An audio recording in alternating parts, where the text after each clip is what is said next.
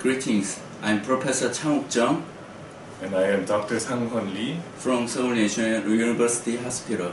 It's a great honor to have been given an opportunity to share our result of field research regarding prevalence and management of urologic disorders in geriatric hospital in South Korea.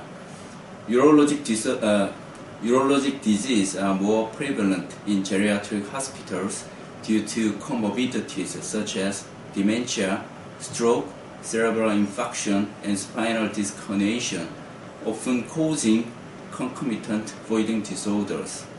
In addition, many patients are often bedridden or have difficulty walking, which also contribute to the increased prevalence of urologic disorders.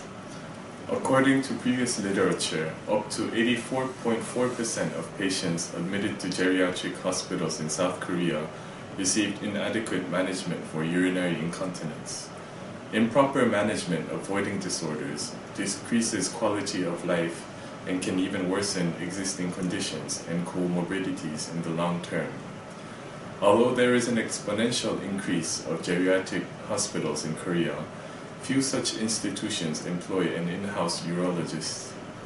The purpose of our study was to assess the current management of urological disorders in geriatric hospitals in South Korea and to improve the quality of care for patients who are denied basic urological treatment.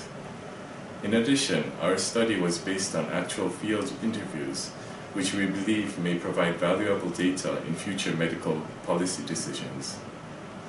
We analyzed 13 hospitals, of which 2 were in Seoul and 11 were in Incheon, Gyeonggi Province. We conducted patient surveys and in-depth interviews with the medical personnel between January and December 2014. The surveys and person-to-person interviews were all performed by urologic specialists, fellows, residents, or nurse. Basic information regarding the hospitals and patients was gathered using a written questionnaire, and interviews with the medical personnel were conducted in the same way. The following additional information was also surveyed: the availability of urological consultation and outsourced medical care, as well as the number of hospital beds, staffed beds, medical staff members, geriatric care workers, and physicians. Patient assessment included medical history of urological diagnoses, current urogenital problems, voiding symptoms, and urological intervention. In-depth interviews with medical personnel consisted of questions about the current management of urological disorders, as well as possible strategies for improvement.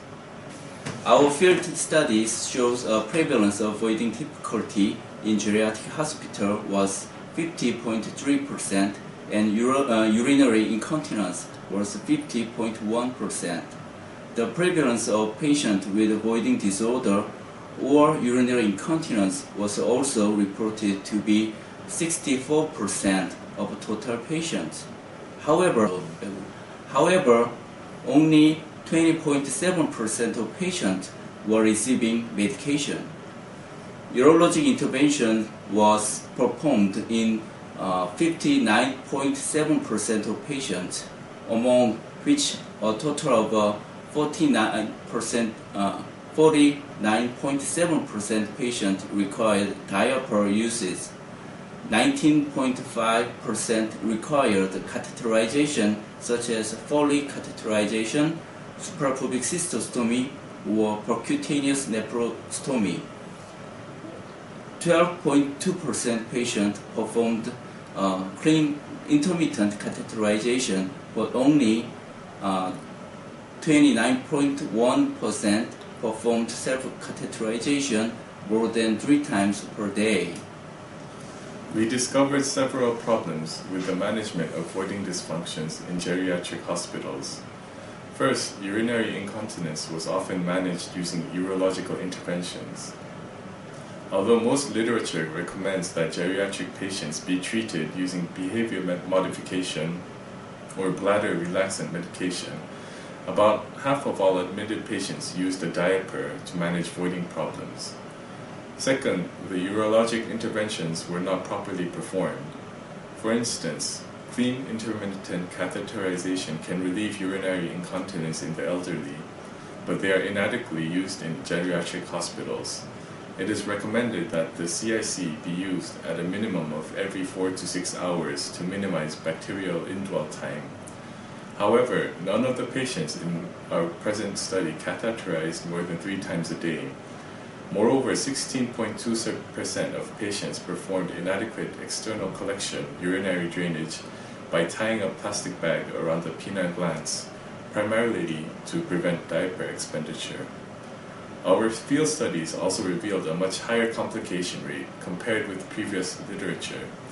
In our current study, about 1/3 of patients experienced voiding problems related to complications, and 12.5% suffered from a urinary tract infection. Indeed, UTI is the most common bacterial infection in the elderly, and the risks of sepsis and septic shock are higher than in younger patients. For this reason especially, it is important that UTI be managed properly in geriatric hospitals. However, 19.5% of inpatients are subjected to long-term indwelling catheterization, and most catheterized patients have an indwelling urethral catheter rather than a suprapubic cystostomy. Finally, only a few urologists were employed in geriatric hospitals. According to the 2013 statistics of South Korea, only 1.6% of doctors working in geriatric hospitals were urologists, which is much lower than the average of 7.5% among the 8 major specialties. The present field study revealed that among patients who required urological care, 83% did not receive treatment. Moreover, fewer than 5% of urological disorders were diagnosed, and the diagnosis was always carried out by a non-urologist. Even most medical personnel agreed that more urologists were required. Of the 779 medical personnel surveyed, 56.4% replied either yes or highly required when asked if they thought a urologist would benefit their patients. We believe the simplest and the most efficient solution to this would be to employ certified urologists in geriatric hospitals around the nation. Failing that, we believe that there are limits to hospitals' ability to outsource consultation, and that routine visits from a urologist provide the more realistic solution.